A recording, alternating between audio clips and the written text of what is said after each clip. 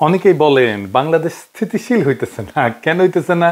তার কারণ এক একজন এক এক রকম দেন, কিন্তু উত্তরটা খুবই সরল, জটিল কিছু না। আপনি এই ভূখণ্ডের ইতিহাস পর্যালোচনা করলে দেখবেন ইন্ডিয়া সব ধরনের সংঘাতের জন্য দায়ী বাংলাদেশে।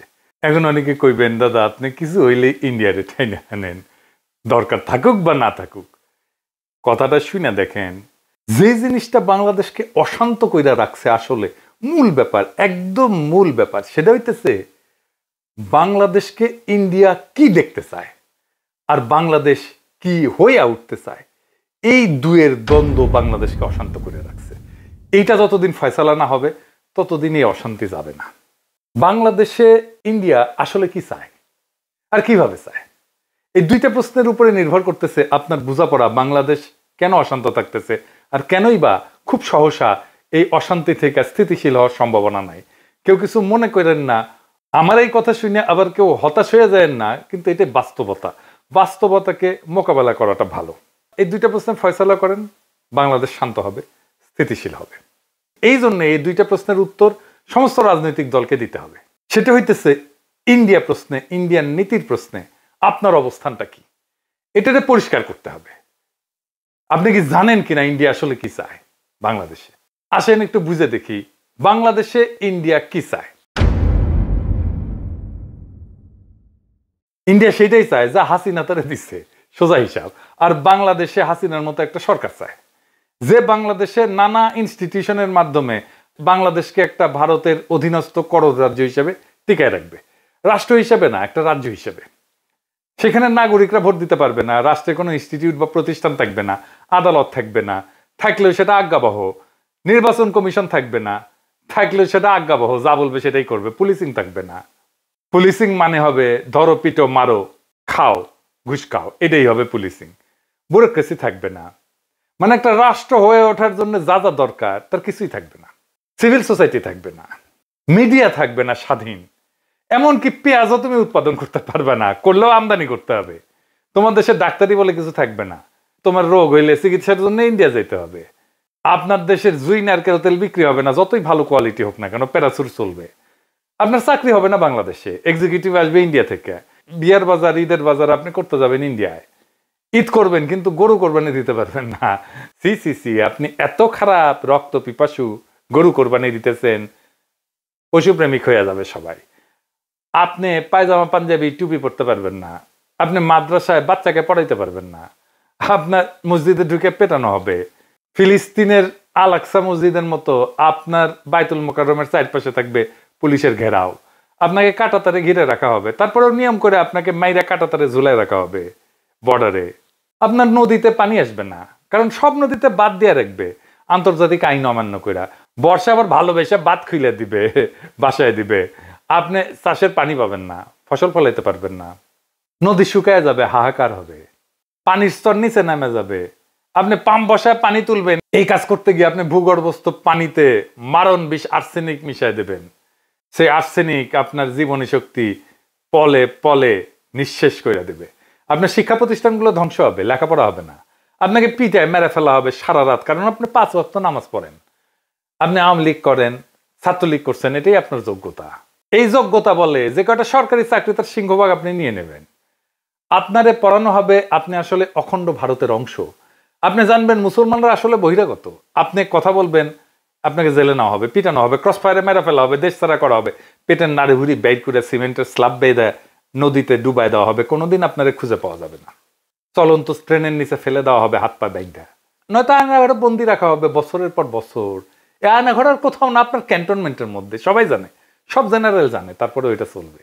কোনো কিছু বানায় বলা না, তাই না? সবকিছুই ঘটছে বাংলাদেশে। আর এইসবের কারণ আর কিছু না, কারণ একটাই, সেটা হইতেছে বাংলাদেশ একটা মুসলিম মেজরিটি দেশ। আর সেই বাংলাদেশ ভারতের মিথিক্যাল অতীতের অংশ, সে অখণ্ড ভারতের অংশ বাংলাদেশ। সেই অংশ সে ফেরত চায়, তার আগে তাকে পরিশুদ্ধ করে নিতে চায় তার জনগোষ্ঠীকে। কারণ এই জনগোষ্ঠী আগে হিন্দুই ছিল, তারা মুসলমান আগ্রাসনে ধর্মান্তরিত হয়েছে বলে তারা মনে করে। এদের পরিশুদ্ধ করতে হবে যেন মননে সে অখণ্ড ভারত মাতার সন্তান হইয়া ওঠে। তাকে নতুন এক ধর্মে দীক্ষিত করতে হবে, যার নাম অসাম্প্রদায়িকতা। এই অসাম্প্রদায়িকতার ধর্মে আপনি কোরবানি দিলে সাম্প্রদায়িক বর্বর, কিন্তু পয়লা বৈশাখের নামে অষ্টমীর এক ডালিয়া উদযাপন করতে পারবেন। আপনি বুঝবেনই না যে আসলে আপনার পয়লা বৈশাখের আড়ালে আপনি আসলে দুর্গাপূজার অষ্টমী করতেছেন। আপনি পূজা মণ্ডপে যাইতে পারবেন, কিন্তু ঈদের নামাজে দাঁড়াইলে আপনি সাম্প্রদায়িক। পূজায় গেলে আপনি অসাম্প্রদায়িক, ঈদের নামাজে দাঁড়াইলে আপনি সাম্প্রদায়িক। তারপর একদিন টুপ কইরা ভারত আপনাকে অখণ্ড ভারত মাতার অংশ করে নেবে। Syllabus complete. থ্যাংক ইউ, ধন্যবাদ। বাংলাদেশ জিন্দাবাদ। এটাই আপনার ডেস্টিনি হয়ে উঠছে। এই যে আওয়ামী আর ইন্ডিয়ান প্রজেক্ট, তাই মোমেন্ট প্রকাশ্যেই বলছিল ভারতকে, সে বলছে হাসিনাকে টিকায় রাখতে হবে। শোনেন, আবার শোনেন, অনেক আগের কথা। আমি ভারতে গিয়ে যেটি বলেছি যে শেখ হাসিনাকে টিকে রাখতে হবে। শুনেছেন? শুধু তাই না, ভারত আর বাংলাদেশের স্বার্থ যে এক, সেটাও সে ঘোষণা করছে। ভারতের বিজয়ই আমাদের বিজয়। শুনেন, আমাদের বিজয় ভারতের বিজয়, বুঝছেন? আমাদের উন্নয়ন ভারতের উন্নয়ন, ভারতের উন্নয়ন আমাদের উন্নয়ন। তাইলে আপনার মূল সংকট হচ্ছে আপনার বাংলাদেশ রাষ্ট্র থাকবে কিনা। এটা ইন্ডিয়ার প্ল্যান। সে হায়দ্রাবাদ খাইছে, সে গোয়া খাইছে, সে জুনাগড় খাইছে, সে সিকিম খাইছে, সে কাশ্মীর খাইছে, একইভাবে বাংলাদেশকে খাইয়ে নেবে।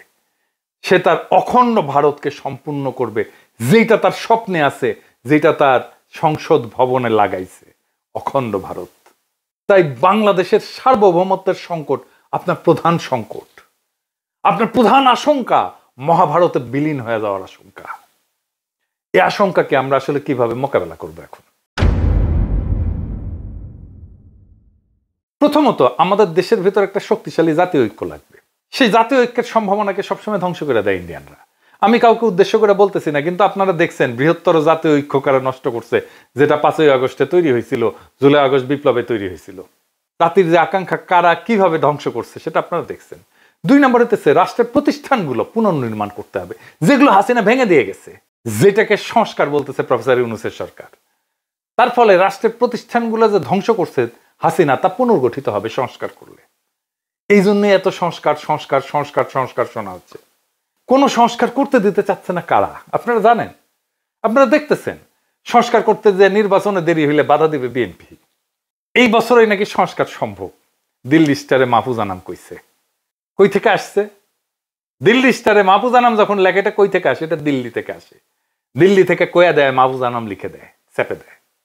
নির্বাচন বিএনপি কবে চাইছে? 2025-এর মার্চ এপ্রিলে, সেই 2024-এর ডিসেম্বরে চাইছে। আমি বেনে বেনে করছি না, দেখেন ডিসেম্বরে করছে, আগামী 3-4 মাসের মধ্যে নির্বাচন চাই। এইটা সাহেব তারিখ দেখান। বিএনপির নেতারা কি ব্যাখ্যা দিবেন? 2025-এর এপ্রিলে কেন চাইছিলেন বা মার্চে কেন চাইছিলেন নির্বাচন? আপনি তো এখন ডিসেম্বরে চান নির্বাচন, মানে আপনি এখন কনভিন্স যে ডিসেম্বরের আগে নির্বাচন সম্ভব না। তাইলে মার্চ এপ্রিলে কেন চাইছিলেন? এটা কি খেলা পাইছেন ভাইজান? দেশের ভাগ্য নিয়ে, দেশের ভবিষ্যৎ নিয়ে খেলা এটা? সিরিয়াস চিন্তা না করে একটা কথা কয়ে দিবেন আপনি? তাহলে তো সিনিয়র নেতারা। আবার দেখেন বিএনপি স্পষ্ট করে বলছে, বর্তমানে দেশে আলোচিত প্রায় সব সংস্কার প্রস্তাবই আমাদের 31 দফায় অন্তর্ভুক্ত আছে, তার মানে সংস্কার করার দরকার নাই। এটা তারেক রহমান বলছেন নভেম্বরের 14 তারিখ 2024 রাষ্ট্র কাঠামো মেরামতের রূপরেখার 31 দফা ও নাগরিক ভাবনা শীর্ষক সেমিনারে বলছেন। খুব ভালো কথা, মেনে নিলাম যে এই 31 দফায় হইতেছে সংস্কার। তাইলে 31 দফায় তো সব সংস্কার আছে, তাই না? তারেক রহমানই তো কইছে, তাই তো বলছেন তারেক রহমান। এটা করতে কত টাইম লাগবে বিএনপির? বিএনপি এইটা বলছে তারেক রহমানের বক্তব্যের সপ্তাহ 3 পরেই, যে কত সময় লাগবে সংস্কার করতে। 3 থেকে 4 মাস লাগবে এই সংস্কার করতে। যেই সংস্কারের আলাপ হইতেছে সেটাই 31 দফায় আছে, আর সেই সংস্কার করতে 3 থেকে 4 মাস সময় লাগবে বিএনপির কথায়। তাইলে বর্তমানে দেশে আলোচিত প্রায় সব সংস্কার প্রস্তাবই যদি বিএনপির 31 দফায় অন্তর্ভুক্ত থাকে, আর সেই সংস্কার করতে যদি 3 থেকে 4 মাস লাগে, তাহলে কি বিএনপি 31 দফা ক্ষমতা নেওয়ার 3 থেকে 4 মাসের মধ্যে বাস্তবায়ন করে দেখাবে? পারবে? হুদাই একটা কথা বলে দিলেই হইল। যাই হোক, বাদ দেন। এরপরে আমাদের আর কি লাগবে? এটা খুব গুরুত্বপূর্ণ, আসেন এটা একটু বুঝে দেখি। এরপরে আমাদের লাগবে এমন একটা শক্তির বন্ধুত্ব যারা আমাদের সার্বভৌমত্বের রক্ষা কবচ হয়ে থাকবে। মানে ইন্ডিয়া যদি আমাদের অ্যাটাক করতে আসে, আমাদের পাশে কে দাঁড়াবে? কারা হইতে পারে সেই শক্তি? আমাদের খুব বেশি চয়েস নাই, কিন্তু কারা হইতে পারে বলেন? ওয়েস্ট, পশ্চিম। হ্যাঁ, এই পশ্চিম ভাই ইসলামোফোব দুনিয়া। আমেরিকা আমাদের ইন্ডিয়ার হাতে তুলে দিছিল, ভুলে যান না, 1/11 করে। হাসিনার পুরা টাইম ওয়েস্ট 2 হাত তুলে হাসিনাকে সাপোর্ট দিছে, দেয় নাই? এমনকি হাসিনা যখন পাখির মতো মানুষ মারতেছিল বর্ষা বিপ্লবে, জুলাই আগস্ট বিপ্লবে, কেউ কিছু বলছে? বলে নাই। এই ওয়েস্টকে ইন্ডিয়া বুঝাইছে হাসিনাকে আমাদের দরকার, নয়তো ইসলামী জঙ্গিরা বাংলাদেশের দখল নিয়ে নেবে। তাই এই পশ্চিম সেটাই করবে যা ইন্ডিয়া চায়। ইন্ডিয়ার চাওয়াকে পশ্চিম সাপোর্ট করবে সব সময়। তাইলে আমাদের চয়েস একটাই, চীনের সাথে অর্থনৈতিক, সামরিক, রাজনৈতিক, কূটনৈতিক একটা দীর্ঘমেয়াদী সম্পর্ক তৈরি করা। এটা একটা অতি জটিল এবং বিপজ্জনক কাজ হবে। কেন বিপজ্জনক হবে? কারণ এই কাজ করতে গেলে পশ্চিম আর ইন্ডিয়া ঝ্যাপে পড়বে একসাথে। চীনের সাথে সম্পর্ক তৈরি করতে গেলে আমাদের প্রবল শক্তিশালী রাজনৈতিক ঐক্য লাগবে দেশের মধ্যে, আর তেমন জনপ্রিয় মেধাবী রাজনৈতিক নেতা লাগবে এই কাজ করার জন্য। আর দেশের মধ্যে লাগবে বুদ্ধিবৃত্তিক কাজ, একাডেমিয়া থেকে, বিশ্ববিদ্যালয় থেকে, সিভিল সোসাইটি থেকে, মিডিয়া থেকে। তারা তৈরি করবে ন্যারেটিভ, কবি, শিল্পী, সাহিত্যিকরা। একমাত্র তখনই বাংলাদেশের ভবিষ্যৎকে রক্ষা করা যাবে সফলভাবে। মনে রেখেন, এই কাজটা যারাই অ্যাডভান্স করার সামর্থ্য রাখে তাদেরকে আগে আইডেন্টিফাই করা হবে, আর বাড়তে দেওয়া হবে না। এমন কাজ করার লোক কিন্তু বেশি হয় না, আপনারা জানেন। কিভাবে তাদেরকে বাড়তে দেওয়া হয় না, আমি আপনাদেরকে 2টা এক্সাম্পল দেব, মাত্র 2টা। ব্যারিস্টার মইনুল হোসেন, চেনেন না? খুবই স্ট্রং ন্যাশনালিস্ট, মানিক মিয়ার ছেলে, এলিট ফ্যামিলির ছেলে, ব্যারিস্টার, উচ্চশিক্ষিত, এমপি ছিল তরুণ বয়সে, প্রখর রাজনৈতিক মেধার মানুষ। বাকশালের বিরোধিতা মুজিবের সামনে দাঁড়ায় করছে যে কয়জন বিরল ব্যক্তিত্ব, 2 বা 3 জন, তার মধ্যে সে একজন। কিন্তু সে বাংলাদেশের রাজনীতিতে একজন ফেনোমেন হয়ে উঠতে পারেননি, তাকে স্পেস দেওয়া হয়নি। সালাউদ্দিন কাদের চৌধুরী, তীব্র একজন ন্যাশনালিস্ট নেতা, সাহসী নেতা, তারে তো ফাঁসি দিয়ে দেওয়া হইল। তাই আপনারা খেয়াল রাখবেন, বাংলাদেশের এলিট স্ট্যাবলিশমেন্ট যার পিছে লাগতেছে, মনে রাখবেন সে ইন্ডিয়ার লেজে পাড়া দিছে, তারে খাইয়া দিবে। সেই জন্য এটা একটা যুদ্ধ। আমরা যেটাতে আছি সেটা একটা যুদ্ধ। এই জন্য এটা শান্ত হইতে সময় লাগবে, যতক্ষণ পর্যন্ত না আপনি প্রবল শক্তিশালী হইয়া প্রতিপক্ষকে পরাজিত করতে না পারেন। মনে রাখেন, এই যুদ্ধ আমাদেরই। বাংলাদেশের রাষ্ট্রীয় অস্তিত্ব আজ একটা চূড়ান্ত চ্যালেঞ্জের মুখোমুখি। এটা শুধু ভারতীয় হেজিমনির বিরুদ্ধে না, এটা আমাদের ভবিষ্যৎ প্রজন্মের জন্য, আমাদের আত্মপরিচয়ের জন্য, আমাদের ভাষা, আমাদের স্বাধীনতার আত্মাকে রক্ষার জন্য এক অবিরাম যুদ্ধ। এই যুদ্ধ শুধু সীমান্তে না, এটা চিন্তায়, বুদ্ধিবৃত্তিতে, প্রশাসনে, বিশ্ববিদ্যালয়ে, অর্থনীতিতে, সিভিল সোসাইটিতে, আর প্রত্যেকটা নাগরিকের মনোজগতে।